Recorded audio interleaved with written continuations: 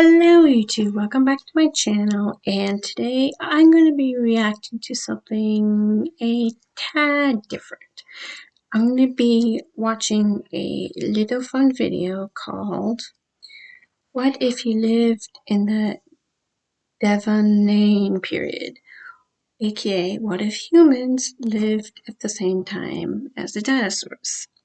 Now we know the movie series Jurassic Park turned into Jurassic World explores this idea, and there have been some scientific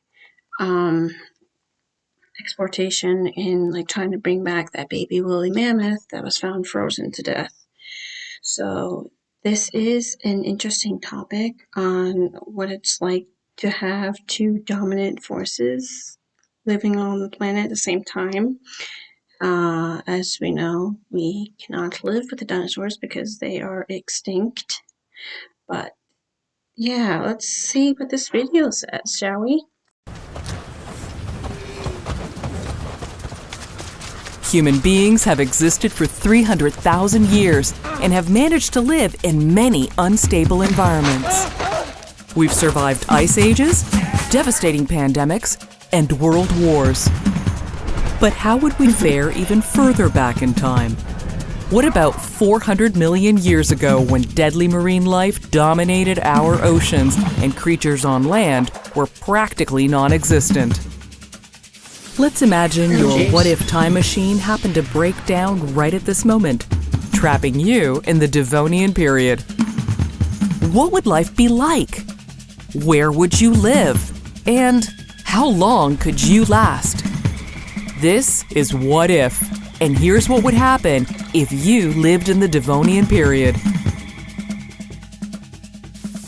Stroke of luck, our time machine stops you on land. At this point in time, 85% of the Earth was comprised of ocean.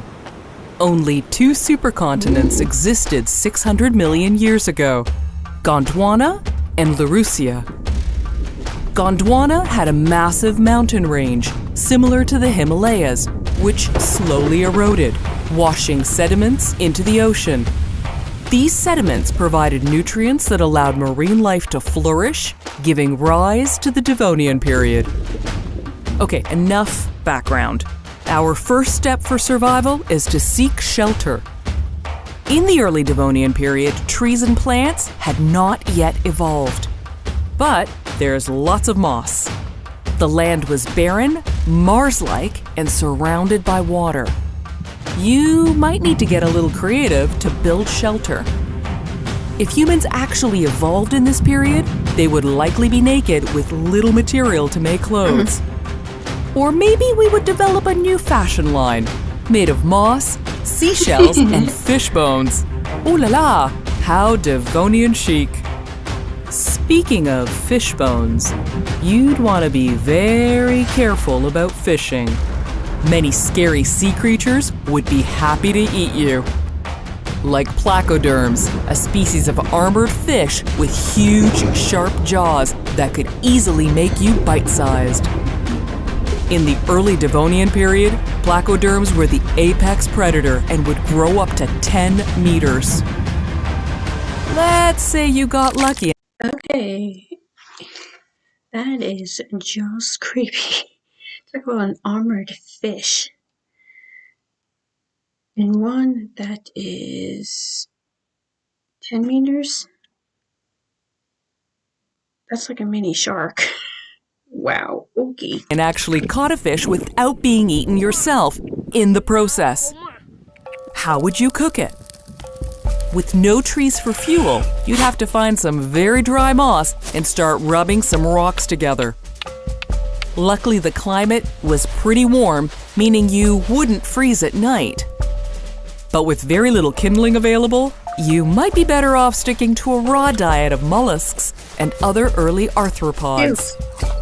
You'd also have to move around a lot to keep finding these critters, so be prepared to do a lot of walking.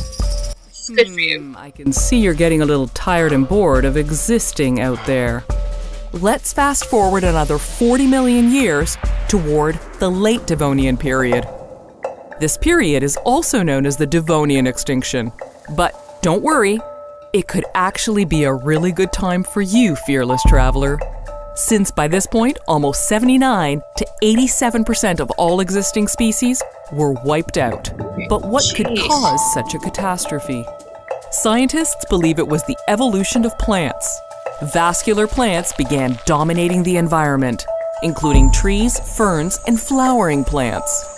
Their roots broke up the rocky ground and released nutrients and minerals in the water. These nutrients fed algae, which multiplied rapidly and produced greedy bacteria that fed on oxygen.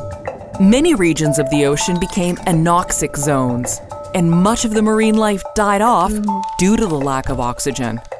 And with more air in the atmosphere, some sea creatures slowly adapted and made their way to shore. So you can breathe easier knowing there are less predators in the water, but look out for your new neighbors on land. These land dwellers, known as lobophinns, were the early ancestors of amphibians and all four-legged vertebrates. In fact, the Devonian period got its name from the fossils of lobophinns found in Devon, England.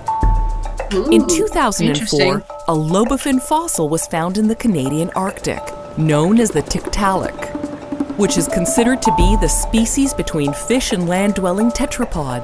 It had a crocodile-like head, bony fins, sharp teeth, and a flat body almost 3 meters long.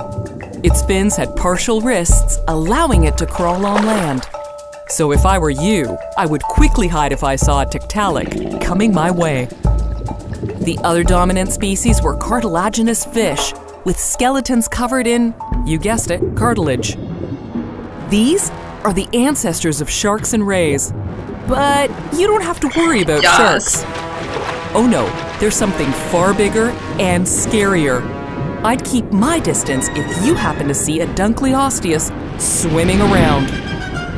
These were the deadliest predators of the Devonian age, with thick bony plates covering their skulls and razor-sharp jaws. Some would grow up to 10 meters in length. Their jaws were strong enough to chomp right through another Dunkleosteus. With few fish left because of plants hogging the oxygen, these Placoderms were starving and desperate enough to eat each other, so be very careful where you bathe. With more trees and plants emerging in your environment, you could finally create some helpful tools like spears, fishing hooks, and rope. You could improve your diet and maybe become a vegetarian. And you could fashion some new clothes that aren't so irritatingly itchy. By the late Devonian period, you might even be able to build yourself a treehouse in the Archaeopteryx, the first tree on Earth which grew up to 30 meters tall, with a trunk 3 meters wide. This may be nice for a while, but if you think the Devonian period is easy, you might want to plan a hasty exit before the Cretaceous period rolls around. Who knows? Maybe ancient life actually found a way to escape our planet. That sounds like a story for another What If? What if?